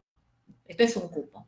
Y lo que se llaman barreras pararancelarias, que son barreras, pero en vez de cobrando un impuesto, es que pongo restricciones, restricciones o condiciones a la mercadería o al servicio para que pueda entrar. O sea que si voy a, por ejemplo, para nosotros, ¿por qué? Porque para nosotros es estratégico nuestro sector, nuestra industria, la industria del alimento. Y entonces, ¿qué digo? Bueno, voy a poner barrera arancelaria para todo bien importado de la industria alimenticia. Entonces, si yo voy a comprar yogur en góndola, voy a poner yogur importado, franceses, quesos franceses. Bueno, está bien, van a entrar. Ahora, ¿qué les voy a exigir? Les voy a exigir que la producción sea de manera agroecológica, les voy a exigir que, ¿sí? Que el sello de calidad, o sea, les voy a exigir un montón de condicionamiento, quizás, ¿sí? Puedo poner las dos cosas, barreras arancelarias y pararancelarias. Voy a poner un impuesto, pero aparte de eso les exijo, ¿sí? Y muchos países utilizan esto, ¿sí? Los franceses, por ejemplo, utilizan este tipo de barreras y que me dicen, bueno, te compro, pero vos me vas a traer acá quesos o vinos, pero la producción, como les dije, puede ser agroecológica, tiene que ser agroecológica. Por lo tanto, si voy a comprarte el vino, la cosecha de la uva, la siembra y cosecha de la uva tiene que cumplir condiciones agroecológicas. O sea que no puede haber contaminación ambiental donde se fabrica, no se pueden usar agroquímicos en la producción, ¿sí? Esas son barreras pararancelarias. Y después, estos tres están acá afectando a las importaciones, para contraer importaciones. Y son regulaciones a la importación, y esta es una regulación de la exportación, pero es de fomento a la exportación. Bueno, y después, razones que dan fundamento a esto. Ya explicamos y recordamos las que eran las mercantilistas. ¿Quién volvió a utilizar estas políticas? Keynes. ¿Qué razones dio Keynes?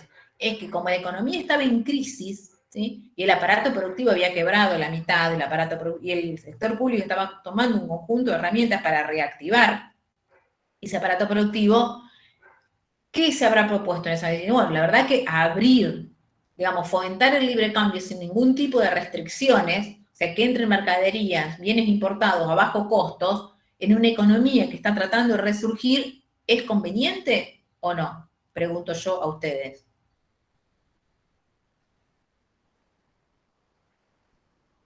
¿Sí o no? ¿Es conveniente? No me hablo desde el punto de vista del consumidor, estoy hablando si la intención es reactivar el aparato productivo. Tengo empresas que dan empleo, ¿sí? Y estoy tratando de que empiece a reactivarse, que empiecen a funcionar y que tomen fuerza. Y les abro indiscriminadamente la economía, que entran bienes de otros, ¿sí? A bajo precio. ¿Para poder competir libremente estas empresas si recién están tratando de resurgir? No. No. Entonces, ¿qué dice? Bueno, por lo pronto, vamos a poner ciertas restricciones hasta que estas empresas, ¿sí? Estén en condiciones de competir internacionalmente. Una vez que estén en condiciones, sí. Entonces, yo acá explico las que dijo Keynes, digamos, más o menos lo que él habrá tratado de... Pero acá me dice, los fundamentos, ¿cuáles pueden ser? Una, la aplicación de estas medidas pueden ser de diferentes tipos, como por ejemplo, la protección de industrias estratégicas para la seguridad nacional, alguna industria que uno considere estratégica, o el de las llamadas industrias nacientes o incipientes, digamos, un sector que le estoy dando recién inicio y que quiero que se convierta en un sector estratégico. Bueno, le voy a dar un tiempo. Es decir, bueno, por lo pronto, ¿sí? Le podemos dar a esta industria naciente, incipientes nuevas, créditos más blandos, con poca carga, digamos, reduciendo la carga impositiva, y a su vez también como otra herramienta de apoyo que les voy a dar, bueno, vamos a poner restricción. Todos los bienes importados de vamos a, digamos, si entran, le voy a poner un alto impuesto, o directamente voy a poner un contingente, ¿sí? Que entre poco, o puedo usar las 3 medidas, o sea que en realidad para restringir al máximo las importaciones, o anularlas por completo,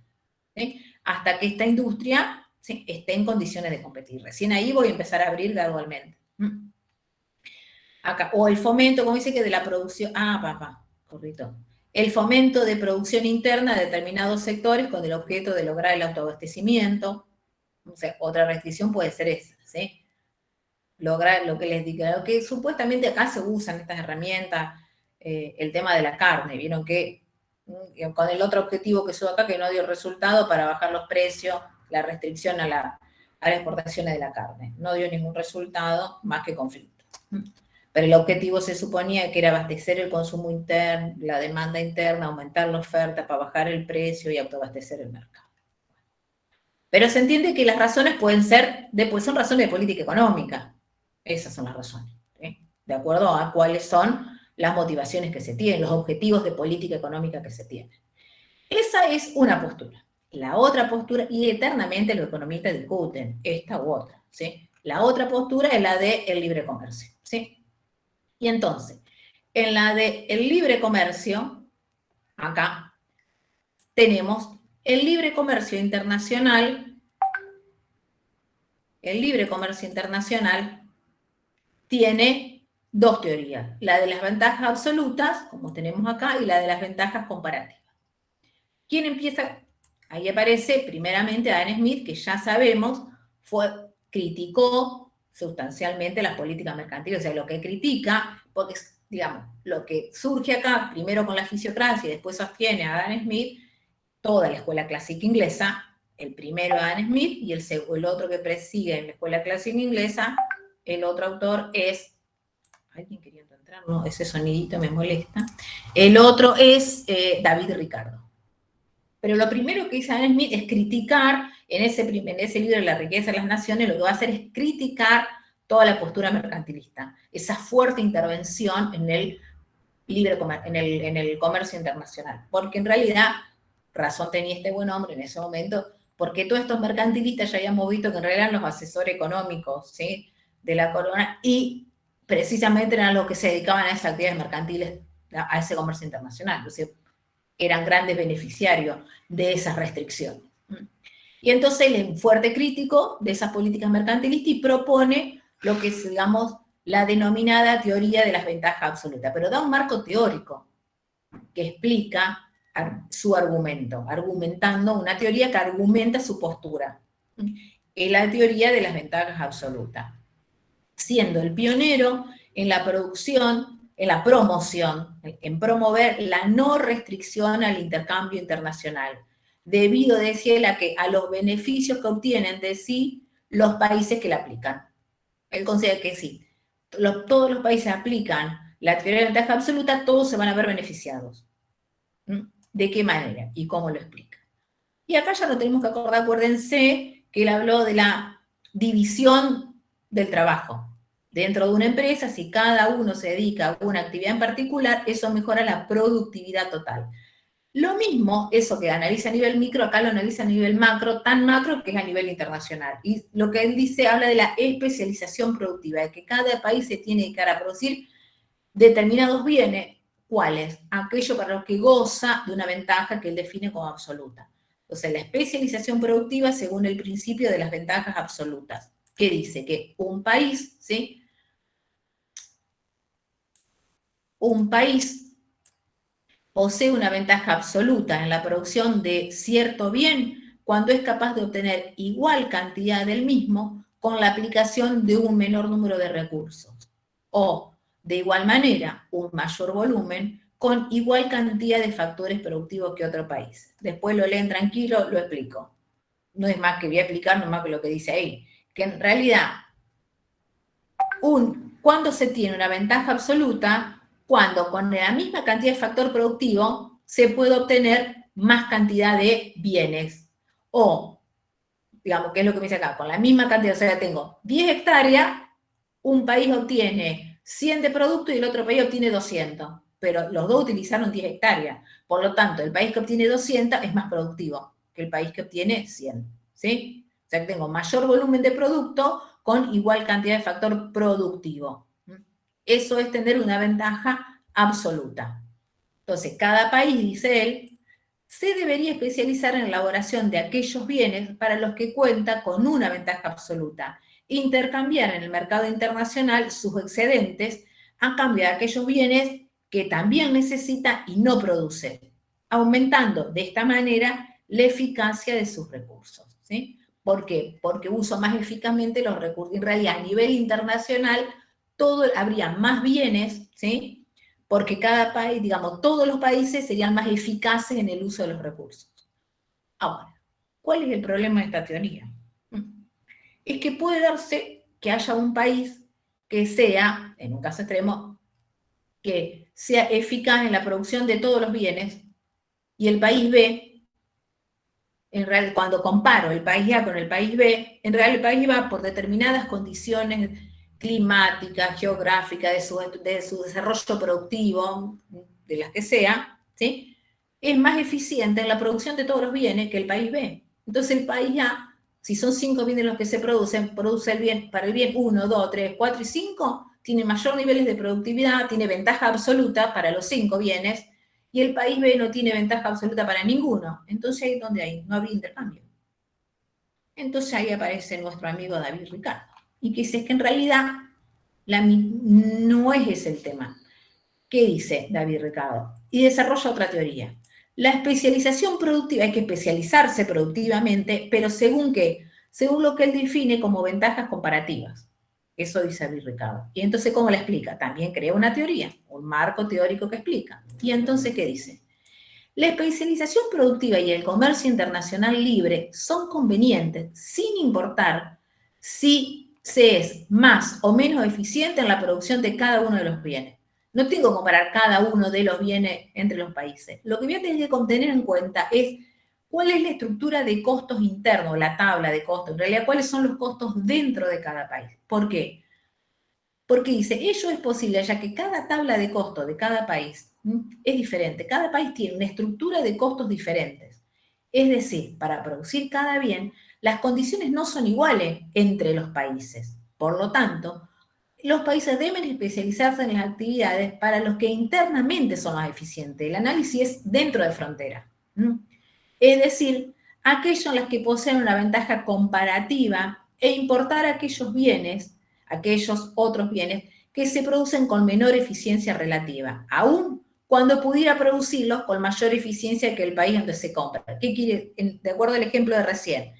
Si el país A, comparativamente con el país B, es más eficiente, tiene ventaja absoluta en la producción de los 5 bienes, vamos a reducirlo a 2 porque el ejemplo que yo puse es con 2. El país A tiene ventaja absoluta para el bien 1 y el bien 2, cuando lo comparo con el país B. Pero dice, bueno, entonces ahí el país A vendería, ¿a quién le va a vender? Si son solamente 2 países, no le vende a nadie. Y el país B no tiene nada para vender, solamente tendría que comprar. Y lo que dice Ricardo es que está mal eso, así no habría, digamos, la especialización es que el país A lo que tiene que mirar de los 2 bienes, ¿para cuál es más productivo? ¿Para la producción del bien 1 o para la producción del bien 2? Lo mismo tiene que hacer ahí, y ahí hacer el intercambio. Para que se entienda, yo lo puse con numeritos acá abajo, ¿sí? Esto que está aquí. Esta hojita que está acá no está en la presentación en lo que está en el campo, ¿sí? Y entonces, ¿qué tenemos acá? Argentina y Brasil. Entonces, trigo, comparamos solamente 2 bienes, la producción de trigo y la producción de soja. Trigo, ¿qué tenemos acá? Kilos por unidad de factor productivo. O sea, la unidad, acá siempre hablo de unidad de factor tierra y la cantidad de kilos. O sea, vamos a suponer 1 hectárea, ¿cuántos kilos me permite obtener de trigo? La misma hectárea, ¿cuántos kilos obtengo de soja? Entonces, si yo miro Argentina, ¿qué digo? Que con 1 hectárea, Argentina obtiene 100 kilos de trigo y 200 kilos de soja. Uruguay, con la misma hectárea, obtiene 80 de trigo y 60 de soja. Si yo me rijo por la teoría de las ventajas absolutas, nosotros tenemos ventaja absoluta en la producción de ambos bienes. ¿sí? Tanto en la de trigo, porque con la misma hectárea nosotros obtenemos 100 en trigo y Uruguay 80. De soja obtenemos 200 y los uruguayos 60. Entonces, en realidad, tenemos ventaja absoluta en la producción de ambos. ¿Qué intercambio? Intercambio cero sería acá. Nadie está. O sea, en realidad los uruguayos tendrían que comprarnos los dos bienes a nosotros. Ahora, cuando uno hace intercambio, algo tengo que comprar, algo tengo que vender, porque, ¿sí? La lógica del intercambio es el comercio entre ambas partes, porque puede ser que los uruguayos dicen, pero es que si yo no vendo nada, no tengo divisa para comprar nada. Y entonces, lo que dice Ricardo, bueno, en realidad lo que hay que tener en cuenta es estas ventajas, que es la de las ventajas comparativas. Y entonces ahí comparo internamente. Argentina, ¿qué le conviene? ¿Producir trigo o soja? Y entonces ahí, ¿qué dice? Lo que plantea David Ricardo. Si utilizamos una hectárea de tierra para la producción de trigo, los kilos que obtiene Argentina en trigo son 100. Ahora, si le utiliza esa misma hectárea para la producción de soja, los kilos que obtiene, ¿cuántos son? 200. Entonces, ¿cómo asigno los factores? ¿Me conviene destinar los factores, el factor tierra, solamente a producir trigo o soja, solamente a producir trigo o solamente a producir soja? ¿De acuerdo acá? ¿Qué dice Ricardo? Solamente a producir soja. Exactamente. Y cuando miro Uruguay, hace el mismo análisis y dice la verdad que si destinamos una hectárea a producir trigo, obtenemos 80. En cambio, si las destinamos a producir soja, obtenemos 60. En realidad, nosotros nos tenemos que especializar a producir trigo y Argentina a producir soja. Y entonces Argentina le compra trigo, produce acá porque tiene altos niveles de productividad, vende soja y compra trigo. Esa es la teoría de las ventajas comparativas. ¿Se entendió? Sí. Esto que está explicado acá no lo leo porque es lo que acabo de decir. Para mí, esta hojita acá termina de cerrar, la presentación del campus termina acá, ¿sí? Esto es lo que les agregué yo y que me parece que con números se entiende bastante más simple la diferencia entre un concepto y otro. Lo que me interesa es que lo hayan entendido. Si me dijeron, con que alguien le diga que sí, el resto si calla, bueno. ¿Alguien no lo entendió? Profe, ¿podría repetir la de las ventajas absolutas? Leemos esto y a ver si cierra. Así no me mareo yo diciendo. Me dice acá, según la de las teorías de las ventajas absolutas, Argentina tendría que dedicarse a producir tanto trigo como soja, ya que obtiene en la producción de ambos bienes un mayor volumen de producto con igual cuantía de factor productivo. Con igual cuantía, ¿qué quiere decir? Utilizando la misma cantidad de factor productivo.